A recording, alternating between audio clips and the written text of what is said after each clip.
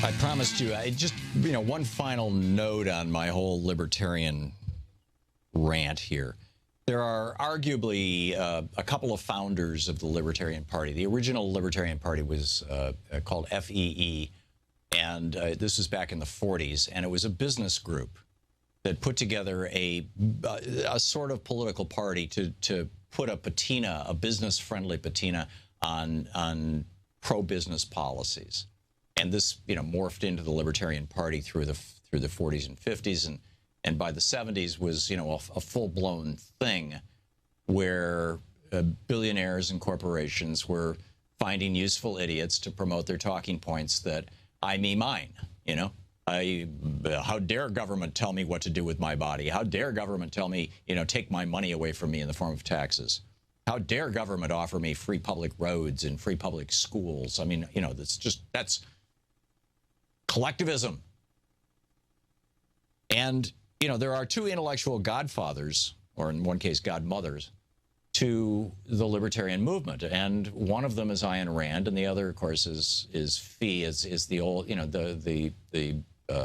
these various business groups, including the Chamber of Commerce, that created the Libertarian Party, basically to shill for big business and billionaires. And Ayn Rand, I talked yesterday about, I called him William Hickok. It's Hickman, William Edward Hickman. And Michael Prescott did a great piece on this, the New York Times best-selling writer. It's michaelprescott.freeservers.com/romancing-the-stone-cold. It's titled Romancing the Stone Cold Killer, Ayn Rand and William Hickman. And he notes, in her journal circa 1928, Rand quoted the statement, "What is good for me is right." What is good for me is right. Now, where did this come from? It's a statement she lifted from a newspaper story about a guy by the name of William Edward Hickman. So, and in fact, she was very enthusiastic about this in her on page 21 of her journal, Journals of Ayn Rand. She said, quote, "The best and strongest expression," is speaking of Hickman, "that he is the best and strongest expression of a real man's psychology I have heard." She was planning a novel at that time, and she wanted her ideal man to be the hero of the novel.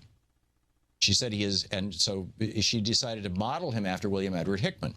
And of Hickman, she said, "He is born with a wonderful, free, light consciousness resulting from the absolute lack of social instinct or herd feeling he does not understand because he has no organ for understanding the necessity, meaning, or importance of other people. Other people do not exist for him, and he does not understand why they should." So who is Wayne Edward Hickman? Well, as Michael Prescott writes, in December of 1927, Hickman, 19 years old, showed up at a Los Angeles public school and managed to get custody of a 12-year-old girl, Marion Parker. He was able to convince Marion's teacher that the girl's father, a well-known local banker, had been seriously injured in a car accident, and the girl had to go to the hospital immediately. The story was a lie. Hickman disappeared with Marion, and over the next few years, Mr. and Mrs. Parker received a series of ransom notes. The notes were cruel and taunting and were sometimes signed death or fate. The sum of $1,500 was demanded for the child's safe release. Hickman, by the way, said he needed the sum to go to Bible college. The father raised the payment in gold certificates and delivered it to Hickman. And then this is an article titled Fate, Death, and the Fox in crimelibrary.com. Quoting from that article, quote, "At the rendezvous, Mr. Parker handed over the money to a young man who was waiting for him in a parked car. When Mr. Parker paid the ransom, he could see his daughter, Marion, sitting in the passenger seat next to the suspect. As soon as the money was exchanged, the suspect drove off with the victim still in the car. At the end of the street, Marion's corpse was dumped onto the pavement. She was dead. Her legs had been chopped off. Her eyes had been wired open to appear as if she was still alive. Her internal organs had been cut out, and pieces of her body were later found strewn all over the Los Angeles area. He cut the girl's body in half, severed her hands, drained her torso of blood, and stuffed it with bath towels. When he was finally arrested, quote, he was conveyed back to Los Angeles, where he promptly confessed to another murder he committed during a drugstore holdup. Eventually, Hickman confessed to a dozen armed robberies. And he told investigators about this 12-year-old girl that he murdered He said, Marion and I were good friends, and we really had a good time when we were together, and I really liked her. I'm sorry that she was killed.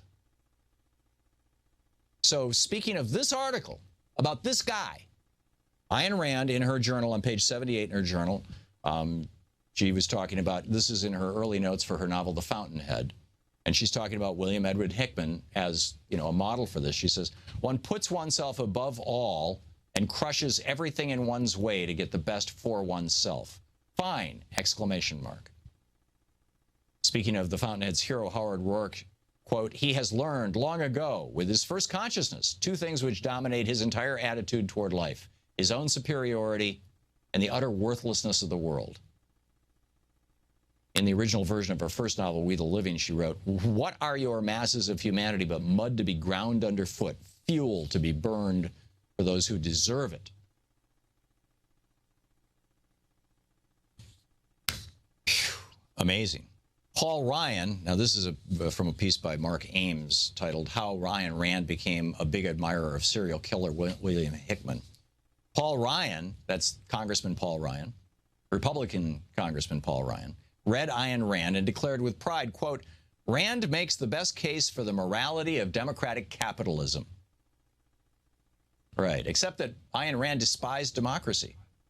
Ayn Rand wrote, and I quote, democracy, in short, is a form of collectivism which denies individual rights. The majority can do whatever it wants with no restrictions. In principle, the democratic government is all-powerful. Democracy is a totalitarian manifestation. It is not a form of freedom. As Michelle Bachmann said, quote, as much as the collectivist says to each according to his ability, to each according to his need, that's not how mankind is wired. They want to make the best possible deal for themselves.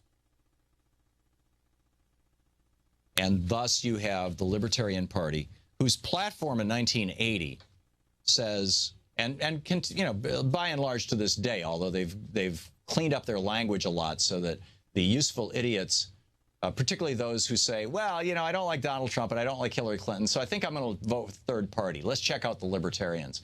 And they read the party platform, and they really, you know, it says something like, you know, well, individual liberty and freedom from government taking your money, or words that really what they're saying is cut taxes for billionaires, right?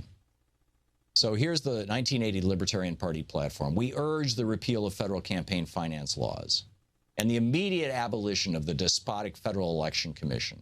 We favor the abolition of Medicare and Medicaid programs. Keep in mind, this is Bill Weld and Gary Johnson.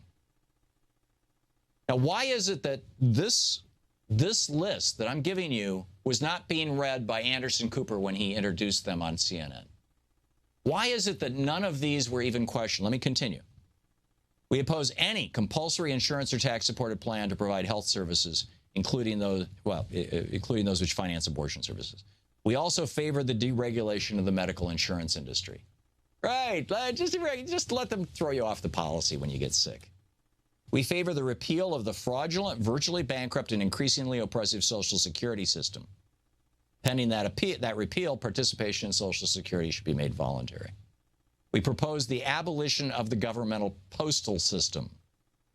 We oppose all personal and corporate income taxation, including capital gains taxes. We support the eventual repeal of all taxation. As an interim measure, all civil and criminal laws against tax evasion should be terminated immediately. We support repeal of all laws which impede the ability of any person to find employment, such as minimum wage laws. Why didn't Anderson Cooper ask about this stuff? Why doesn't anybody ask about this stuff? Why do Gary Johnson and Bill Weld get a pass every single time they're in the media? We advocate the complete separation of education and state. Government schools lead to the indoctrination of children and interfere with the free choice of individuals. Government ownership, operation, regulation, and subsidy of schools and colleges should be ended.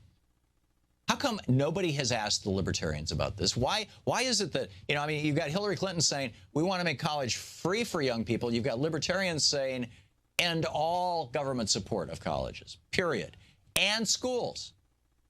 Forget about kindergarten. Forget about fifth grade. Forget about high school. Forget about going to college. It ain't going to happen unless you happen to have, you know, made your money the old-fashioned way, inherited it like Donald Trump did. We condemn compulsory education laws, and we call for an immediate repeal of such laws. We support the repeal of all taxes on income or property of private schools, whether profit or nonprofit. In other words, a for-profit private school should not have to pay property taxes or income taxes. Right. Are you starting to get the idea? We support the abolition of the Environmental Protection Agency, which makes life tough for Koch Industries. You know, I get it. David Koch is running for vice president on this platform. We support abolition of the Department of Energy. We call for the dissolution of all government agencies concerned with transportation, including the Department of Transportation. Yeah, we don't need no stinking FAA. Those air traffic controllers, the billionaires can replace them easy. After all, I mean, you don't even really need them when you've got a private jet, right? You just hop in your private jet and fly someplace. I'm only halfway through this list. We favor the repeal of the Occupational Safety and Health Act. We call for the abolition of the Consumer Product Safety Commission. We support the repeal of all state usury laws. Usury is charging illegally high levels of interest. We call for the privatization of all the inland waterways, all of America's rivers. You're listening to Thom Hartmann. Visit thomhartmann.com for audio and video archives. Yeah, let's just privatize the Mississippi and Columbia rivers. Sure, Koch Industries or GE, they could do such a better job of running these rivers. To watch more clips from our programs, hit the Watch More Videos button over here. And please be sure to hit the handy-dandy subscribe button so you'll always be up to date. Tag, you're it.